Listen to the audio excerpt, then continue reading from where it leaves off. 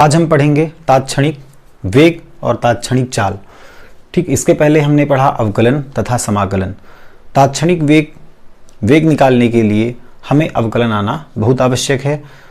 तो यदि आपने अभी तक अवकलन नहीं देखा है तो NCERT सॉल्यूशन योगेंद्र चैनल पे प्लेलिस्ट पर जाकर और भाग 4 और 5 में अवकलन तथा समाकलन देख सकते हैं। तात्क्षणिक वेग में हमें अवकलन करने की आवश्यकता पड़ेगी, है ना।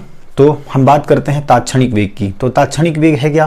किसी क्षण विशेष पर वस्तु के वेग को उसका तात्क्षणिक वेग कहते हैं, है ना। अब क्षण विशेष क्या कहलाएगा? जैसे कि हम मोटर बाइक से चल रहे हैं और किसी भी सेकंड पर, है ना, किसी भी सेकंड पर हमने तुरंत देखा कि मोटर बाइक की स्पीड कितनी है, तो वो क्षण ही, है ना, पलक झपकते ही वो क्षण खत्म भी हो जाएगा। तो उसी क्षण पर जो स्पीड हमने कैच की, है ना, जो स्पीड स्पीडोमीटर पर चल रही थी, उस क्षण पर वही है तात्क्षणिक चाल या तात्क्षणिक वेग, है ना। अब चूंकि तात्क्षणिक वेग और चाल एक में ही इसलिए बता रहे हैं क्योंकि वेग और चाल में केवल कितने का फर्क है? केवल इतना फर्क है कि वेग एक वेक्टर क्वांटिटी है, सदिश राशि है, तथा चाल एक अदिश राशि है। बाकी दोनों चीजें सेम चलेंगी, अंतर केवल इतना है। ठीक है, ये परिमाण में बराबर हैं, दिशाएं अलग हो जाएंगी। तो वेग एक स्ट्रेट लाइन के लिए है, एक सरल रेखा के लिए, तथा चाल किसी भी पथ के लिए हो सकता है। तो वेग क्या है? किसी क्षण विशेष पर वेग है किसी क्षण विशेष पर वस्तु के वेग को उसका तात्क्षणिक वेग कहते हैं। और तात्क्षणिक वेग जो होता है ना, तात्क्षणिक वेग को हम लिखते हैं v इंस्टेंट, v इंस्टा। ठीक, v इंस्टेंट इक्वल कितना होता है ना। इसके लिए हम देखें तो जो एवरेज वेलोसिटी होती है, जो औसत वेग होता है, तो औसत वेग क्या होता है? विस्थापन में परिवर्तन बटे समय में परिवर्तन, del S by del T होता है। ठीक है, del S by del T कैसे निकलता है? डेल एस मतलब विस्थापन में परिवर्तन S2 माइनस S1, समय में परिवर्तन T2 माइनस T1। ठीक, इस फॉर्मूले से हम क्या निकालते हैं? औसत वेग। औसत वेग कब निकाला जाता है? जब कोई वस्तु एक लॉन्ग डिस्टेंस चल चुकी हो, लंबी दूरी तय कर चुकी हो, उस स्थिति पर हम निकालते हैं एवरेज वेलोसिटी कि वह वस्तु या कण प्रत्येक सेकंड में कितने मीटर के चाल से चल रही है ना। और तात्क्षणिक वेग कब निकालते हैं? जब कोई वस्तु गति कर रही है और उस वस्तु का हम किसी पार्टिकुलर इंस्टेंट पर उसके वेग को हम देखते हैं। जैसे कि हम और तात्क्षणिक वेग से हम माइक्रो सेकंड में भी वेग का पता लगा सकते हैं। जैसे 1 सेकंड पर कितने वेग से चल रही है, 1/2 सेकंड पर कितने वेग से चल रही है, 1/5 सेकंड पर, 1/10 सेकंड पर, ऐसे हम निकाल सकते हैं। मतलब 1 सेकंड से भी छोटा माइक्रो सेकंड पर हम उस वस्तु या कण की गति को बता सकते हैं कि वह 1.75 सेकंड पर कितने वेग से चल रही है, 2.34 सेकंड पर कितने वेग से चल रही है। मतलब बहुत कम समय को भी हम मेजर कर पाते हैं, उसे हम कहते हैं तात्क्षणिक वेग। बहुत कम समय पर भी हम वेग बता सकें, उसके लिए तात्क्षणिक वेग को हम पढ़ते हैं। ठीक है, तो अब इसको हम समझें कि एवरेज वेलोसिटी का जो फार्मूला है वह, उसके लिए हम एक ग्राफ बनाते हैं। ठीक, कैसा ग्राफ बनाएंगे? स्थिति समय ग्राफ, है ना। कैसा ग्राफ है ये? स्थिति समय ग्राफ, स्थिति समय ग्राफ। ठीक है, समझना किसको है? समझना है हमें तात्क्षणिक वेग को, क्योंकि औसत वेग में ही तात्क्षणिक वेग आएगा। जब वस्तु औसत वेग मतलब एक गति कर रही होगी, ठीक है, किसी रास्ते पर, तो उसी समय हमें तात्क्षणिक वेग निकालना है, किसी पार्टिकुलर टाइम पे, किसी पार्टिकुलर इंस्टेंट पे। ठीक है, किसी विशेष क्षण पर। तो इसके लिए हम एक ऐसे ग्राफ बना लेते हैं, है ना। हमने ऐसे ग्राफ बना लिया। मान लेते हैं कि यहाँ पर ये इधर समय अक्ष है, तो यहाँ पर स्थिति है समय की T0। ठीक, अब इससे थोड़ी कम यहाँ समय की स्थिति है T1, तो वस्तु की स्थिति कितनी हो जाएगी? यहाँ पे वस्तु की स्थिति हो जाएगी S1। ठीक है, अब यहाँ पर समय देखें तो यहाँ पर समय T2, समय क्या मिला यहाँ पर? T2। तो यहाँ पर वस्तु की स्थिति हो जाएगी S2। मतलब स्थिति में परिवर्तन कितना दिख रहा है यहाँ पे? S2 minus S1। S2 minus S1 क्या है? स्थिति में परिवर्तन। और यहाँ पे T2 माइनस T1 क्या है? विस्थापन में, स्थिति में परिवर्तन। यह समय में परिवर्तन। इसको हम लिख सकते हैं del S by del T. ठीक है, ये हमने लिख दिया। अब यदि डेल टी का मान बहुत कम हो, डेल टी क्या है, T2 माइनस T1, अब डेल टी का मान कम हो मतलब T को हम T1 को T नॉट की ओर लाएं तथा T2 को भी T नॉट की ओर लाएं, तो ये दोनों जब इसको पास लाते जाएं तो ये दोनों इतने करीब आ जाते हैं कि टाइम लगभग जीरो हो जाता है ना। एक्यूरेट जीरो तो नहीं होगा पर टाइम लगभग जीरो हो जाता है, मतलब डेल टी जो है वह लगभग जीरो की ओर अग्रसर है, मतलब लगभग जीरो है। ठीक है, डेल टी का मान लगभग जीरो है। तो इस केस में हम लिमिट लगा करके और तात्क्षणिक वेग लाते हैं इस पर। ठीक है, इस पर ये जो एवरेज वेलोसिटी है इस पर जब हम लिमिट लगा देते हैं तो हमें क्या मिल जाता है, तात्क्षणिक वेग या इंस्टेंटेनियस वेलोसिटी। तो लिमिट लगा देंगे, limit del T dash to zero. ठीक है, del T dash to zero average velocity, ठीक है, औसत वेग है ना।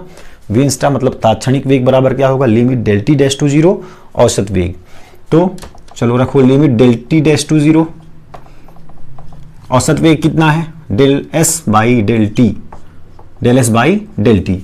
अब देखो del T dash to zero मतलब ये T1 T2 कहाँ है, लगभग T0 पर है, ऐसा मान सकते हैं लगभग T0 पर है, मतलब इनके बीच का विस्थापन बहुत कम है, मतलब इनके बीच की दूरी बहुत कम है। T1 से T2 का जो गैप है वह बहुत कम है, और बहुत कम गैप को है ना या अति अल्प दूरी को हम क्या कहते हैं, dt कहते हैं, है ना।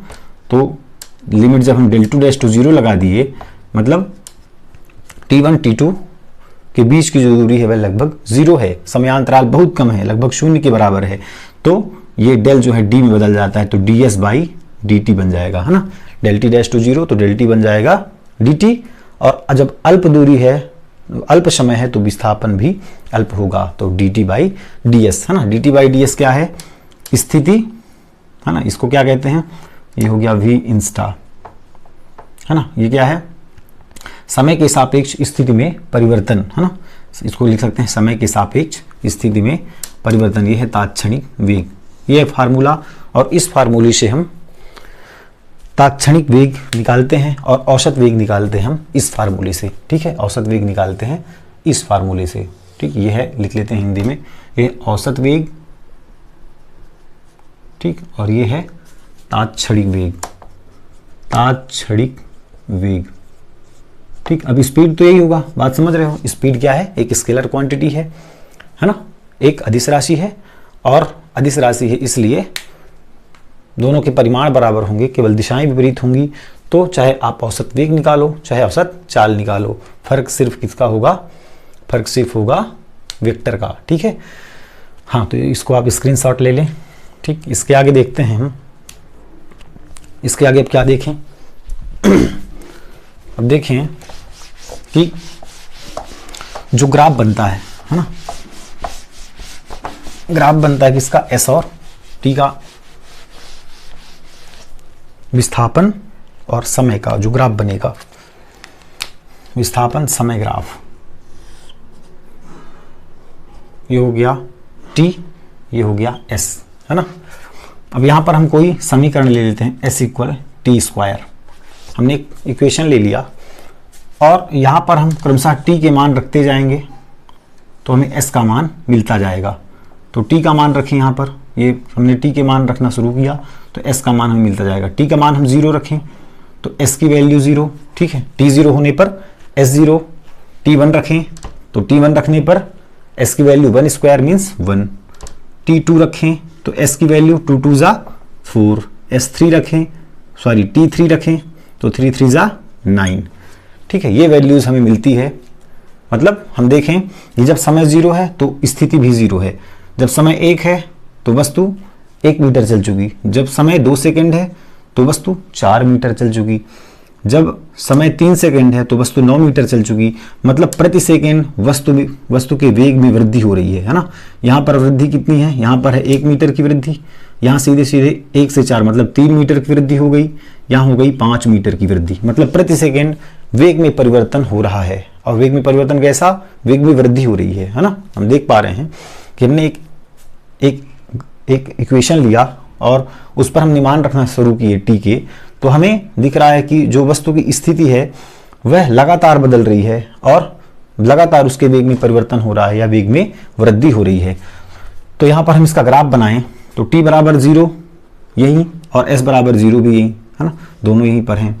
फिर t की वैल्यू 1, t इधर, ये इधर t है, समय अक्ष है, तो t की वैल्यू 1 तो s भी 1, मतलब यहाँ पर s कहीं 1, ये आ गया, ठीक है। फिर समय कितना है 2 सेकेंड, समय यहाँ पर 2 सेकेंड हमने ले लिया, तो डिस्प्लेसमेंट कितना है 4 मीटर, है ना, 4 मीटर मतलब यहाँ चला गया लगभग यहाँ पे, ठीक, ये आ गए। फिर समय कितना है 3 मीटर, वो सॉरी 3 सेकेंड, तो डिस्प्लेसमेंट कितना हो जाएगा 9 मीटर, 9 मीटर कहाँ पे, लगभग यहाँ पहुँच गए, ठीक, इसके ऊपर जाएंगे ऐसे, ये पहुँच गए। अब इसको हम मिला देते हैं, ठीक, इसको ऐसे हम मिला देते हैं, तो ये मिल गया हमें क्या, ग्राफ, ठीक है, ये मिल गया हमें ग्राफ किसका, समय, वो सॉरी विस्थापन समय ग्राफ की ढाल, है ना, विस्थापन समय ग्राफ की, ये हमें ढाल मिल गई, ठीक है, विस्थापन समय ग्राफ की ढाल। और विस्थापन समय ग्राफ की जो ढाल है मतलब क्या, ds/dt, है ना, ये क्या है, वेलोसिटी है, वेग है ना, यही है क्या, विस्थापन समय ग्राफ की जो ढाल है, तो विस्थापन समय ग्राफ की ढाल ही क्या है, वेलोसिटी है, वेग है। विस्थापन समय ग्राफ की ढाल ही क्या है, वेग है ना, विस्थापन समय ग्राफ की ढाल को हम वेग भी कहते हैं, ठीक। अब इसमें हम देखें कि स्पीड जो है ना, स्पीड क्या लगातार बढ़ रही है, 0 पर 0 है, 1 पर 1 है, जब समय 2 सेकेंड हुआ तो 3 मीटर बढ़ गई, समय जब 3 सेकेंड हुआ तो 5 मीटर बढ़ गई, है ना, वेग।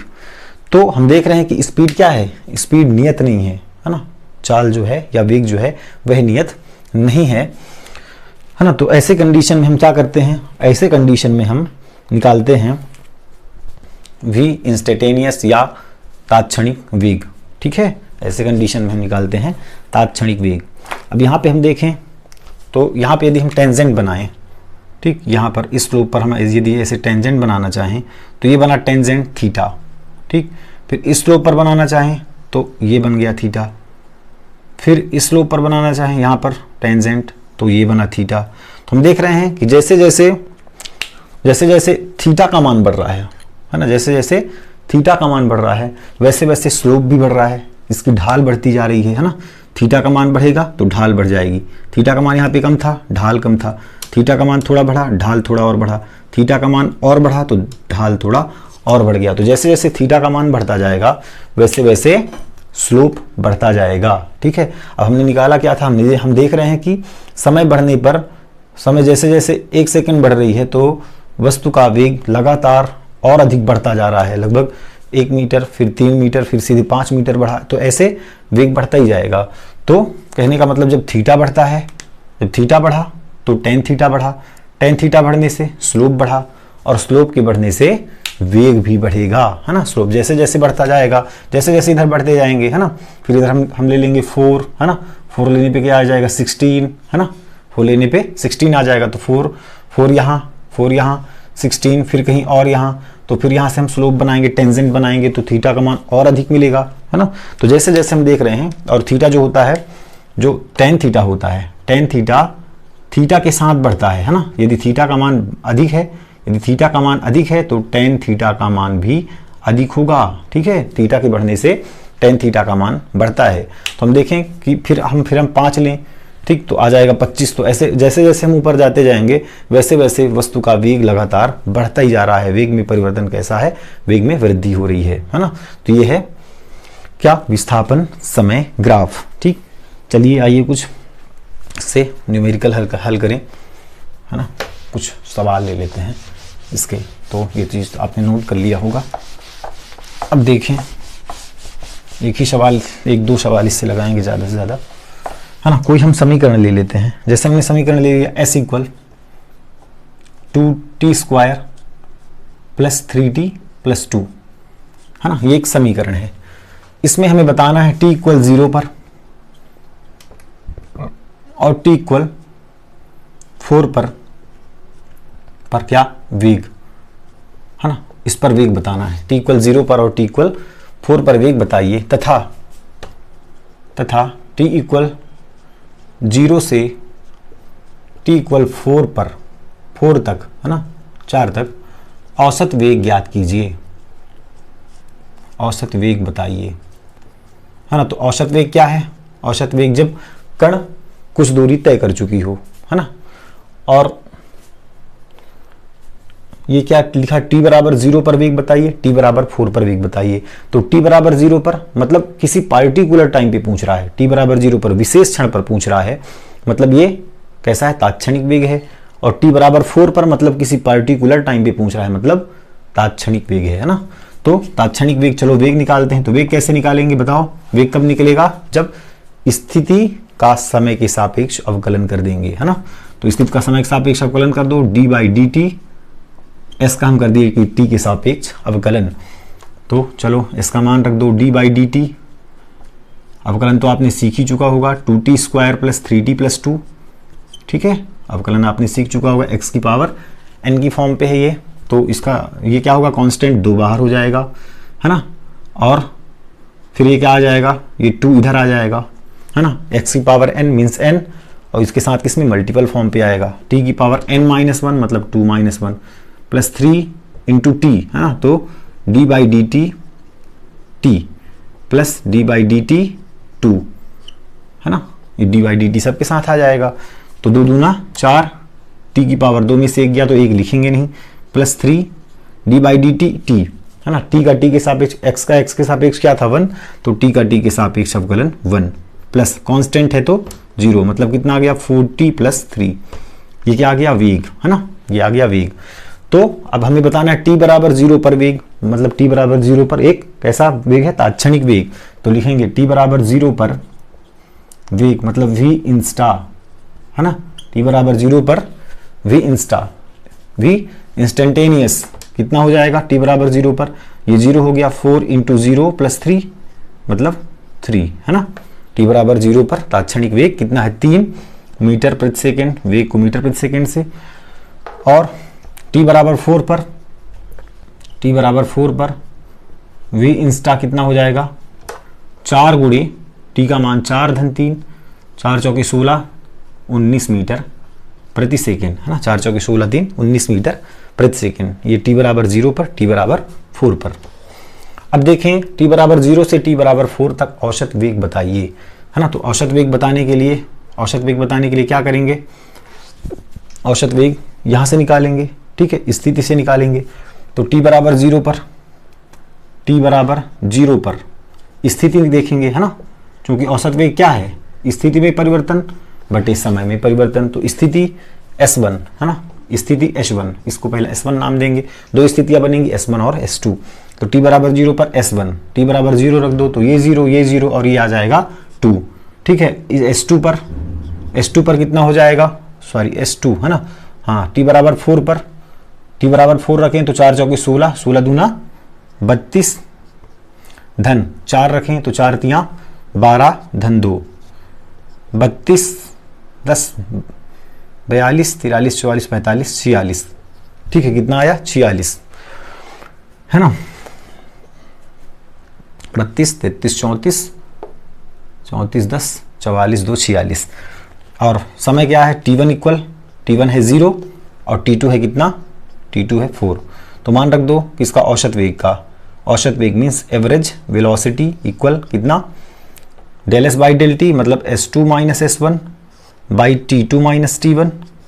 S2 कितना है 46 माइनस S1 कितना है 2 डिवाइड बाई T2 कितना है 4 माइनस T1 कितना है 0, है ना।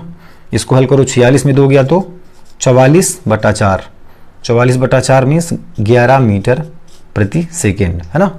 ये क्या, एवरेज वेलोसिटी है, मतलब कण जो है 11 मीटर प्रति सेकेंड के वेग से गति कर रही है।